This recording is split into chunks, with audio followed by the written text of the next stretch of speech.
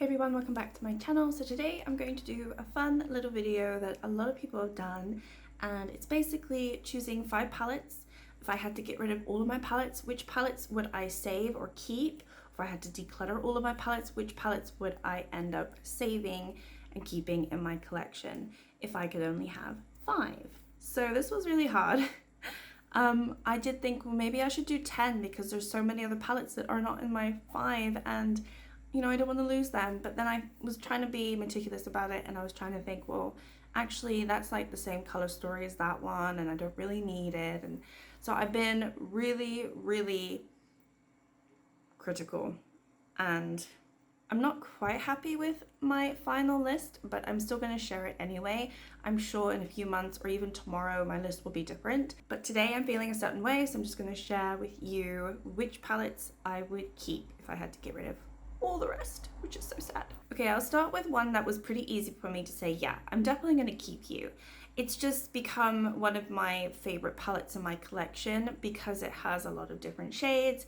I love the quality, and I like the brand. So it is the Book of Magic from Beauty Bay. I just love this palette. It is unfortunately discontinued. Most of their great palettes are, but I just love it. I think it's so fun. It's got a lot of the blues, it's got the greens, it's got the neutrals, it's got the purples.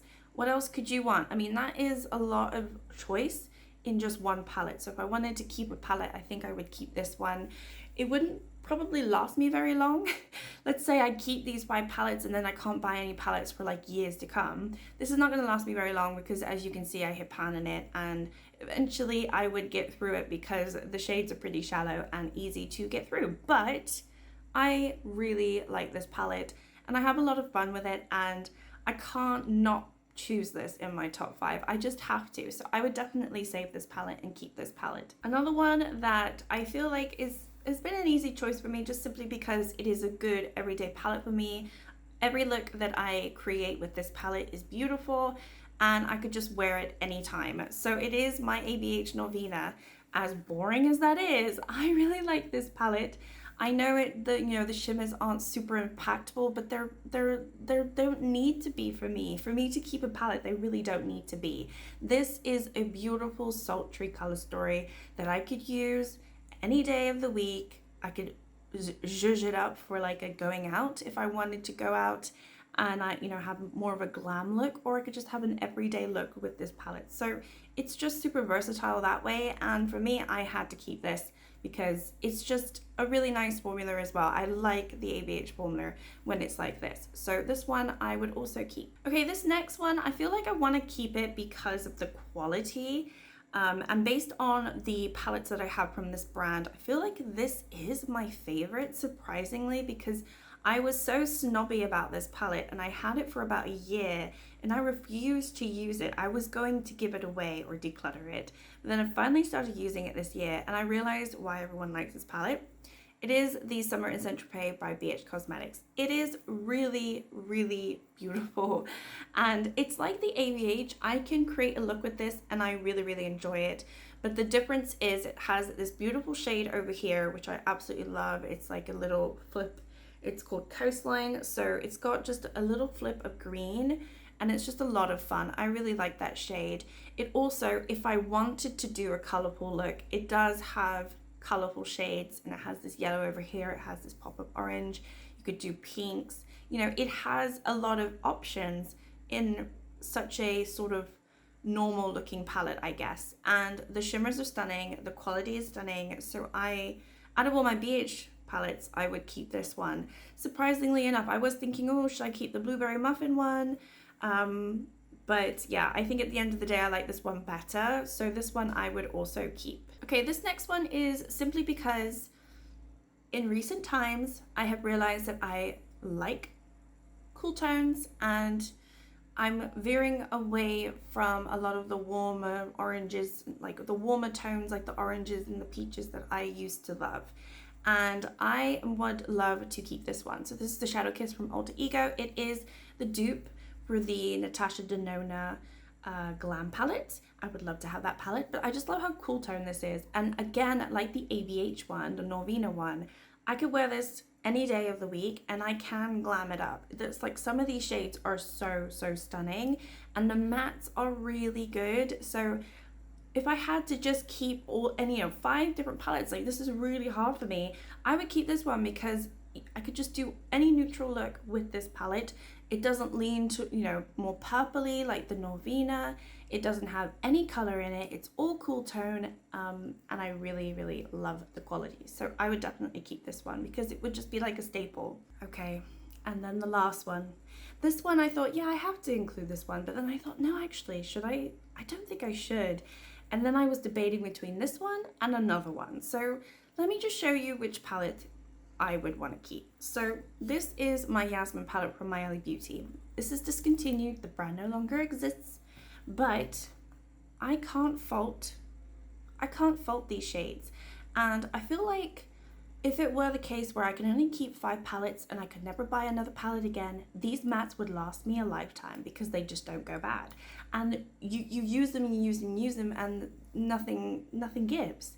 They're so pigmented, you don't need to use a lot, and they're not shallow like the Book of Magic from Beauty Bay. They're not shallow pans. So it would take me a really long time to finish this palette. So it's a good palette, like in terms of investment, it's a good palette to keep. Plus it's colorful. If I want to pull some color, I've got the warm tones there, which none of these other palettes really have. This has got the warm tones in it. If I wanted to do a somewhat of a rainbow look, which I never do, I could pull this because I could do really beautiful sunset looks with this, which I have. So this has got everything that I would need that the other palettes don't have, including beautiful shimmers. It also has a green. These other palettes don't. And this is kind of the reason why I was like, well, do I pick this or do I pick something else? But this is a beautiful yellowy green. It looks kind of yellow there, but it's a beautiful green. This is a beautiful green. And as long as I have a few sort of green options, this is kind of like, I don't know, a brownish, it has a little bit of green in it. It's like a grungy browny green. I don't know if it comes up on camera well, but it has the green in it that I need. And the Book of Magic has a few greens in it, but they're very blue greens, whereas this is more army grungy greens, and that's fine for me. So I would keep this one. The palette that I was debating, if I wasn't gonna do this one, I was thinking, hang on a minute, maybe I should just do Just My Luck from Colourpop, because this has obviously the greens that I want. But do I want to, if I can only keep 5 palettes, let's say until the end of the world, let's be dramatic like that, do I want a monochromatic green palette, or do I pick something like this where it has greens but it also has all of the other colors that I love? This trunk shade I absolutely love. Oh, I just swatched that over a different color. Never mind, there it is right there. And obviously it's got orange, it's got the different colors that I would need. It also has these beautiful shimmers right here. So it's got like everything that I need. So I can't fault this palette, and I would have to keep it. All right, so I do want to do an honorable mention because I was going to pick this palette. It's not really a palette, but I was going to pick my Pastel Roses palette because I spent a lot of money on these shades and they're very beautiful and they're special. And, if I could only keep 5 different palettes, I would like to keep these shades. Maybe I'll just pop them in my pocket, take them out the palette, pop them in my pocket. Obviously they would go everywhere and get ruined, but I could take them out. They're singles, what's the harm? But no, seriously though, I was seriously debating whether I wanted to put this in my top 5. But I wanted to mention it because it is something that I would want to save. If I could save 6, this would be the 6th one. I actually have this shade in the middle here as my halo eye. It is so beautiful, so beautiful. So yeah, those are my top 5 palettes that I would save if it was the end of the world. Let's be dramatic. If it was the end of the world, these are the top 5 palettes that I would save. And yeah, that is my list. Let me know what you think, and if you've done this before, let me know. I might have seen your video, but if I haven't, let me know and I'll go check out what you picked as well. I think this is a lot of fun. I've been meaning to do it, but I just haven't done it. And yeah, it's hard to it's hard. But at the end of the day, if you're like really thinking about the color stories and what you really need, I feel like this is a good selection because I've got the rosy purple mauve tones from Novita. I've got the brights and the greens from the Yasmine palette. I have the cool tones from the Shadow Kiss Alter Ego, and I have the beautiful Quality of BH Cosmetics, and that has color in it too.